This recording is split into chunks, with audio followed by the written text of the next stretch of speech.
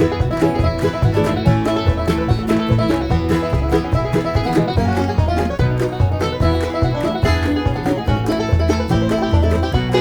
to another video on the Southwest Desert.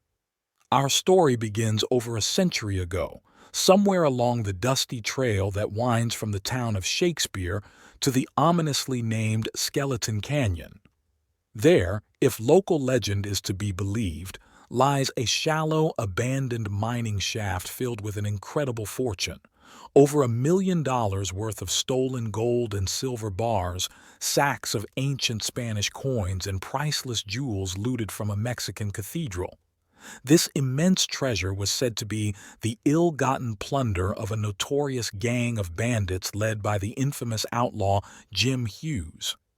He and his crew, consisting of the deadly gunslingers Zwing Hunt, Doc Neal, and Red Curly, were already wanted for their suspected involvement in the bloody Lincoln County War, a conflict made famous by the exploits of Billy the Kid. But their audacious raid on Monterrey would be their most daring crime yet. Thank you for joining your desert frontiersman Alan on another lost gold desert adventure. Please leave a like or comment. If you enjoy this tale and want more, hit the subscribe button. Joining forces with the vicious Estrada gang, Hughes and his men launched their brazen scheme.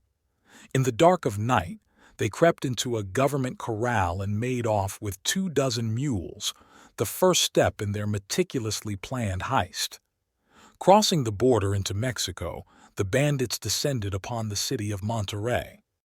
They struck first at the local mint and smelter, cleaning out the vaults and making off with a fortune in freshly minted gold and silver bars. Next, they turned their attention to the majestic cathedral that loomed over the town square. Caring nothing for the sanctity of the church, they ransacked the building, snatching jewel-encrusted chalices, gold candlesticks, and gem-studded crucifixes. Anything small enough to carry and valuable enough to be worth the risk. The bandits rode hard for the border under the cover of darkness. By the time the shocked citizens of Monterrey realized the extent of the pillaging, Hughes and his gang were already back on U.S. soil, their massive haul estimated to be worth a staggering $800,000, a colossal sum in those days. But there was dissension in the ranks of the thieves. Bad blood quickly developed between the Mexican Estrada gang members and the American outlaws. Mistrust and greed boiled over into violence, and a vicious gunfight erupted. When the dust settled and the echoes of the shots faded, the ground was littered with the bullet-riddled bodies of the Estrada men. Hughes and his remaining crew had prevailed, but not without cost. Zwing Hunt had been badly wounded in the exchange. Fearing the law would soon be on their tail, the bandits knew they needed to stash their treasure quickly. They chose a remote spot close to Skeleton Canyon, New Mexico, to serve as a temporary hiding place for their plundered riches. Hunt, still nursing his festering wound, was tasked with standing guard over the buried loot while the others continued their spree of raids and robberies across the territories. Hughes led his men on a months-long tear of pillaging, striking at stagecoaches, mining camps, and anyone else unfortunate enough to cross their path. But their vicious streak of marauding came to a brutal end with the ruthless murder of a local farmer and his young son. After callously gunning down the innocent pair, the gang stole their wagon and oxen, intending to use them to finally transport their immense treasure trove. Returning to Skeleton Canyon, they found Hunt recovered from his grievous injury and eager to be on the move. The treasure, now believed to be worth over $1 million, was loaded into the stolen wagon. Gold and silver bars were stacked like cordwood. Sacks of ancient coins and priceless jewels pilfered from the cathedral were nestled among the bars. But fate, it seemed, had other plans for the murderous thieves.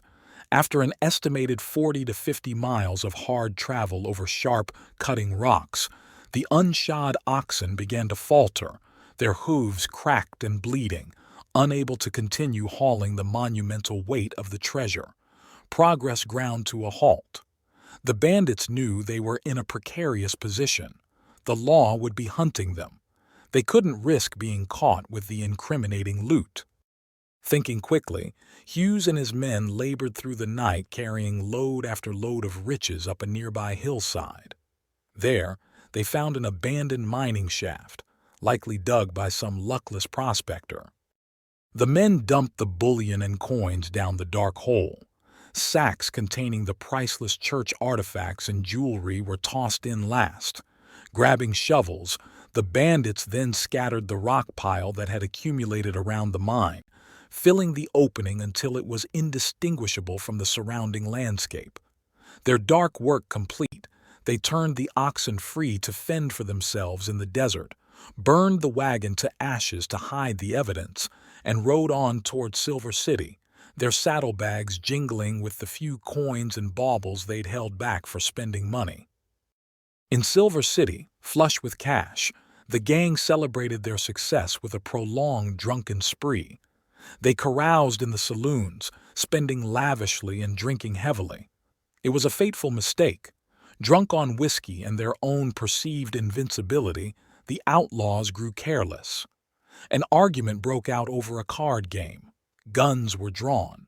And when the smoke cleared, a young man lay dead on the barroom floor, an innocent victim of Hughes and his trigger-happy comrades.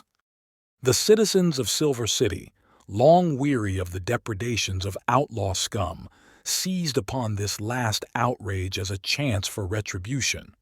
A posse was hastily formed, and the bandits were forced to flee for their lives into the hills. Enraged and determined not to let the killers escape, the posse tracked the gang relentlessly. One by one, the exhausted outlaws were run to ground. A crack shot felled Doc Neal from his saddle, killing him instantly. Hunt, still weakened from his previous injury, was captured alive and dragged back to the town of Tombstone to face justice.